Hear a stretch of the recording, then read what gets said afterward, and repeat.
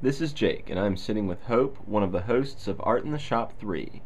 On behalf of Jim McKenna and Village Exxon, we thank you for developing the concept of turning the garage into a gallery for charity. Thank you. Hope has been with the Exxon for more than 11 years. She helps in customer service and marketing with our newsletter. Most of you know her as Princess's Mama. Princess is the local celebrity. So, what is Art in the Shop? Jim, the owner of the station, was moved by testimonials of veterans who had received aid from the Wounded Warrior Project and wanted to support the organization. He wanted to somehow include the Exxon, so Jim agreed to a ticketed event with all proceeds benefiting the nonprofit. That is how Art in the Shop came about. For a $10 donation to the Wounded Warrior Project, we'll provide art, music, food, wine, and the spirit of community. At Village Exxon, we have a wonderful large space where we can host our neighbors and transform the garage into a gallery or a literary salon. An Art in the Shop event brings together and supports local artists, local musicians, a locally owned business, and charity in one location. Can you recap the first Art in the Shop for us? Sure. Our first event was held the end of February in 2012. Scott Pells, a local Richmond photographer, was our first Art in the Shop artist. It was only fitting for our first show to be an artist's first show as well.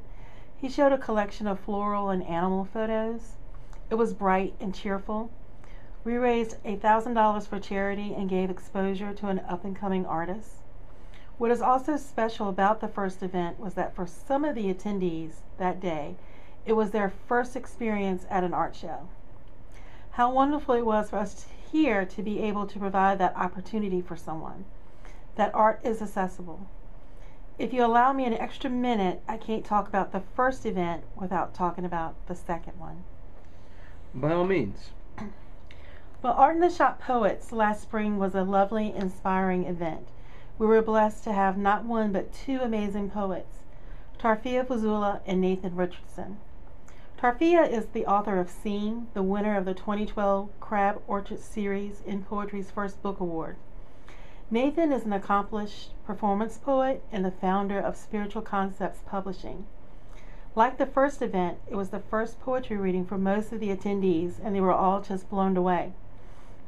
Again, proving that art is accessible. I later learned that some left that day and attended more poetry events, and one event goer introduced a poetry selection to her book club. If you didn't make that event, take a moment and Google both Tarfia and Nathan, Tarfia Fazula and Nathan Richardson. They are both beautiful, inspiring people. Are there more Art in the Shops in the works?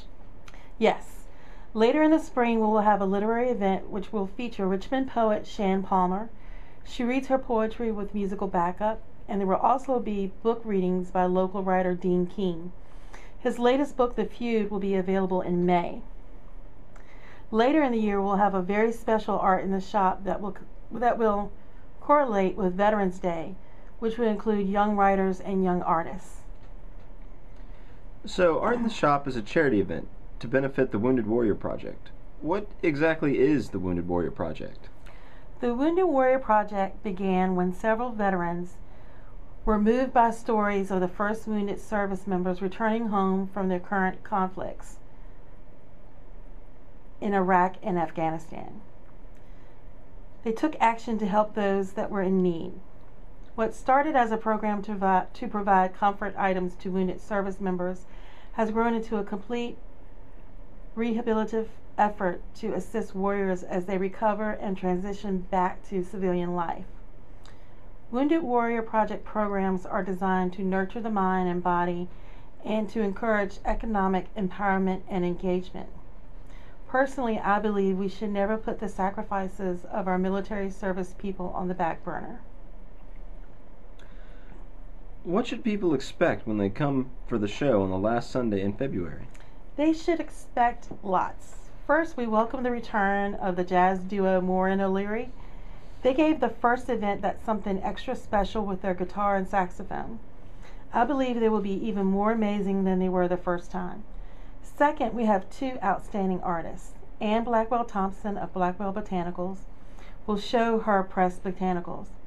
What comes through her work is love. The dedication and skill level required to transform plants, flowers, or seaweed to art needs to be recognized. Her work, I think, belongs in the White House as one of our American treasures. Then there will be Nicki. Nicki Metcalf will show her photography, mainly portraits. What comes through Nicki's portraits is dignity. No matter the subject or their walk of life, no one is exploited.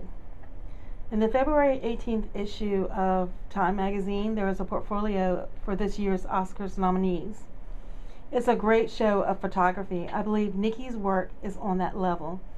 And of course, there will be the food prepared by Jim's wife Madeline and his daughter Jennifer. The food is 5 stars. Thank you, Hope. Well, thank you, and I would like to take the time to send a big thank you to all the people who make Art in the Shop possible. I couldn't do it without the following people: Jake Quell, Anthony Pineda, Trey Gladwell, John Ingram, Sarah Bell, Michael Clifford, and Jim's wife Madeline and his daughter Jennifer. And the biggest thank you goes to Jim McKenna. If it wasn't for his generosity and his concern for wounded veterans, then there would be no Art in the Shop. Well, we're looking forward to seeing it all come together on Sunday, February 24th, from 1 to 4 p.m. in the bays at Village Exxon. Stay tuned daily to our Facebook page to hear interviews with Anne Blackwell Thompson, Nicki Metcalf, and Marshall O'Leary. You can find us on Facebook at facebook.com/Village